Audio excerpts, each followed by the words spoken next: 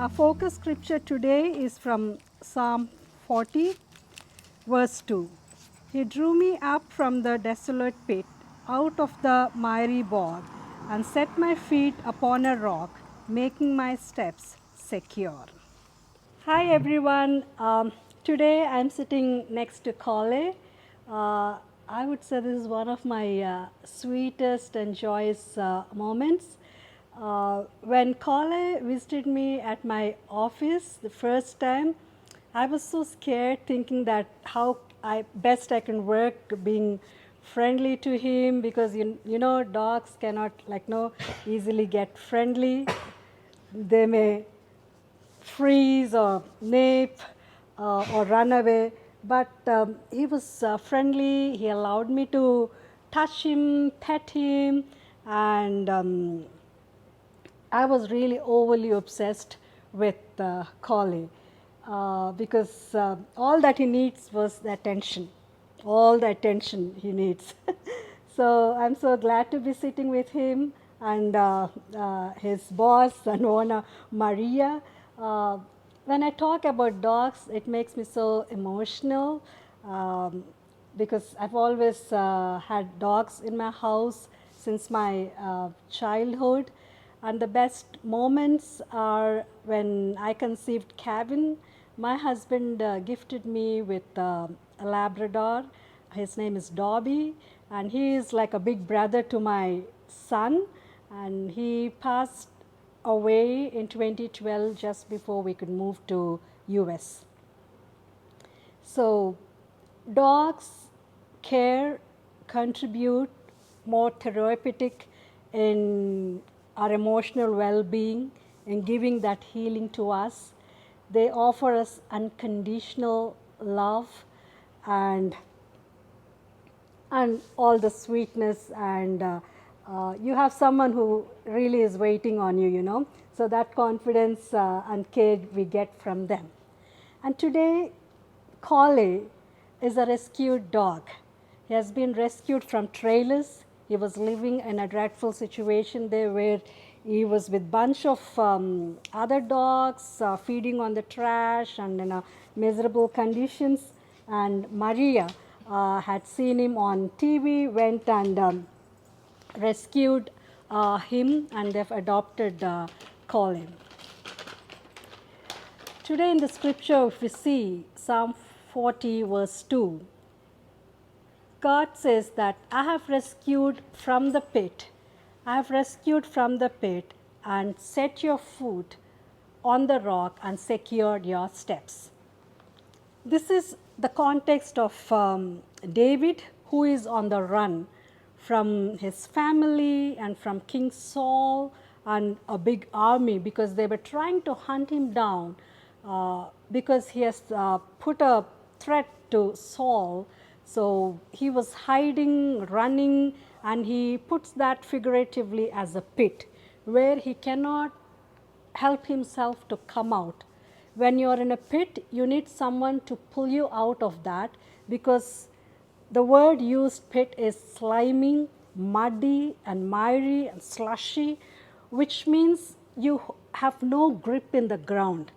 You cannot hold the ground. At the same time, you cannot reach the top. You're somewhere in between, and sometimes humans, we have little arrogance, thinking with our knowledge, with some support system or help, we can just help ourselves to get out of the pit. The pit here is whatever challenges we are going through in this world, the trials, joblessness, maybe depression, frustration, or fear of other. So in many ways we know the challenges, the pits we are in right now. But David waited patiently for God to incline to him, to hear him out and rescue him, redeem him from the pit. The word rescue has three meanings, which means to deliver, to save, and to make somebody their own. You plunder, like loot, you make them from their condition or situation, you make them your own. So David has been pulled from that kind of pit, and God has set his feet stable on the rock. Rock is a metaphor we use for many meanings: strong, stable, firm. But the rock here David is talking about is the rock of sanctuary. It is not something stable and firm outside, because because precisely this psalm is a psalm of deliverance, thanksgiving psalm for what God has done in his life. So we know ritually we need to go to the church and offer ourselves, give a offering of or sacrifices. In the Old Testament context, we see all that happening. But what God desires from us is a rock that is your heart.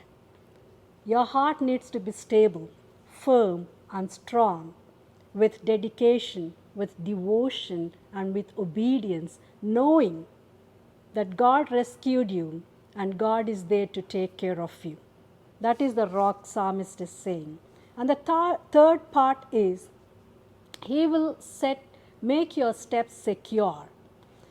David knows he has been rescued, and thanksgiving is what is coming, giving all his self to God.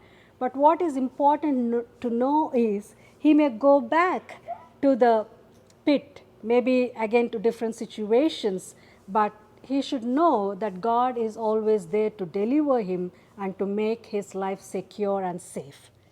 Today we see calling.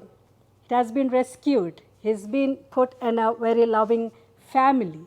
He knows that his life is secure. David says, God has secured me, which means he has put a new song in my life. Now his life is new. He has started a new beginning with the new family, and he's getting all the attention, love, safety, all that. At the same time, even Kale is giving that unconditional love, that sweetness and that innocence. Nothing in the world can bait it out. So today, as we reflect on this word, know that God has pulled you out of the pit, put your feet on the rock, and made your steps secure. May God bless these words, Father, Son, and the Holy Spirit. Amen. Father God, we thank you for refreshing our souls and minds with your word, and once again reminding us that you are there in whatever pits of struggles, of trials, or challenges we are going through in this world. Thank you for teaching us to be patient, to be willing, to wait upon you, and to be faithful to you. We thank you, Lord, for making our life so secure and safe in your knowledge and in your wisdom. Always help us to know that you are there for us, that we can always rely, trust on you.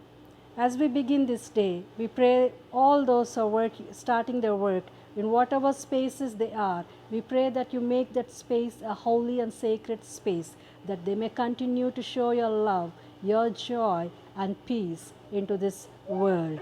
We also commit all those who are suffering by body, mind, and soul.